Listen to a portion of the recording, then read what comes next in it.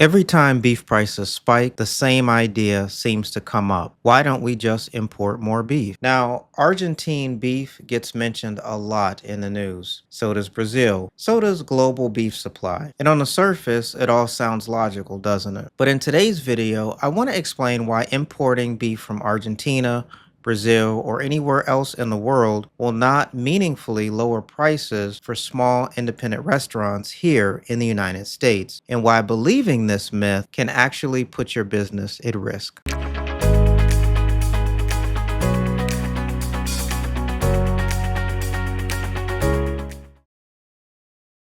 Of course, the logic seems simple, doesn't it? More beef on the market means more competition. More competition should lower prices, right? That logic works in textbooks. But the problem is the beef industry does not work like a textbook. Let's look at 7 reasons why this is the case.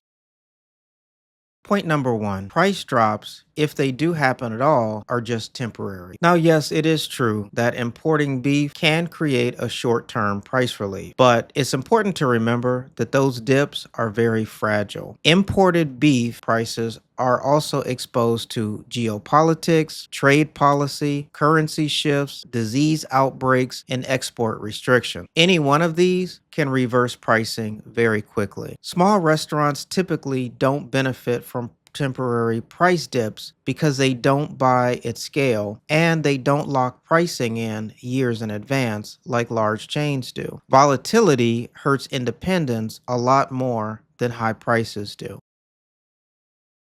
Point number 2, chains don't play by the same rules. Now, this is the misunderstood part. Large restaurant chains can negotiate contracts years ahead of time. They can buy enormous volumes. They can hedge price risk, and they can absorb short-term price spikes. Independent restaurants buy spot pricing for beef. When imports shift the market, chains capture the benefit first and then lock it in for years to come. Now, by the time that the prices trickle down to small independent restaurants, the market has already become unstable yet again. Imports don't level the playing field, they just widen the gap.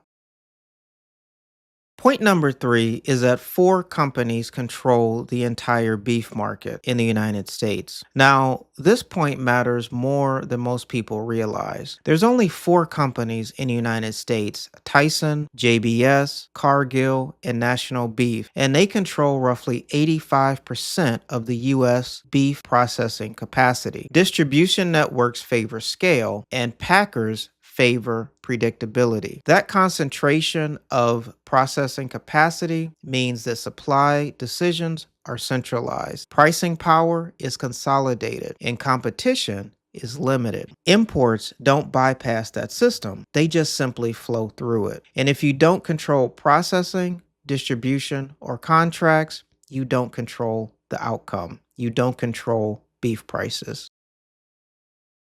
Point number 4, beef prices are not just about the meat. Now, when people talk about beef prices, they usually mean the carcass. But restaurants don't buy carcasses. They buy transported product, refrigerated product, stored product, trimmed and packaged product. The costs there include fuel, labor, cold storage, spoilage risk, and feedlot dynamics. Imports don't remove these costs. In fact, in a lot of cases, they add to them. Point number 5, import dependence creates long-term risk. Now, here's the part that rarely gets discussed in the news cycle. If mass beef imports increase, then domestic producers reduce output. Feedlots in the United States start to shrink. Capacity for processing in the United States will disappear. And that all works fine until imports slow down or stop. And when that happens, prices don't rise gently. They spike violently. Import dependence trades short-term relief for long-term fragility. Small restaurants are the least protected in that scenario. Point number 6, quality and cut availability matter. Imported beef is not always interchangeable with U.S. domestic beef. Differences often show up in marbling, consistency, cut availability, yield, and customer perception. Chains can redesign their menus easily around supply, but independent restaurants usually cannot. If your brand promise depends on a specific cut or quality level, imported beef does not automatically solve your problem. Point number 7, imports don't change the real problem. Now, here's the uncomfortable truth. Beef prices are not your biggest risk. Unpredictability is. Restaurants don't fail because food costs are high. They fail because costs become unstable when traffic softens. That's why focusing on supply side fixes misses the point. Now, here's what your small restaurant should focus on instead. Rather than hoping imports fix pricing, independent restaurants are better served by number one, menu flexibility. So, you want to design menus that can absorb protein swings without breaking the core concept of the restaurant. Number two, portion and cut strategy. Yield matters more than price per pound. Number three, visibility during price pressure. When beef prices rise, customers hesitate. They rethink their dining options. Number four is expectation management. Consistency and familiarity protect demand even when costs rise. So let's zoom out a bit and look at the big picture here. Imported beef isn't a solution, it's just a variable, and variables increase uncertainty. Small restaurants don't need more variables. They don't need more uncertainty, especially in this economy. They need stability, predictability, and demand that they can count on.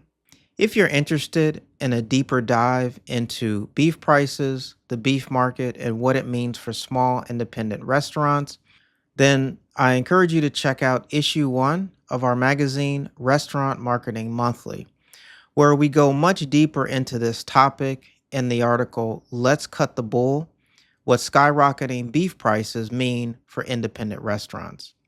It breaks down in detail what rising beef prices actually mean for menus, margins, and customer behavior. No panic, no gimmicks, just context that helps you make better decisions under price pressure.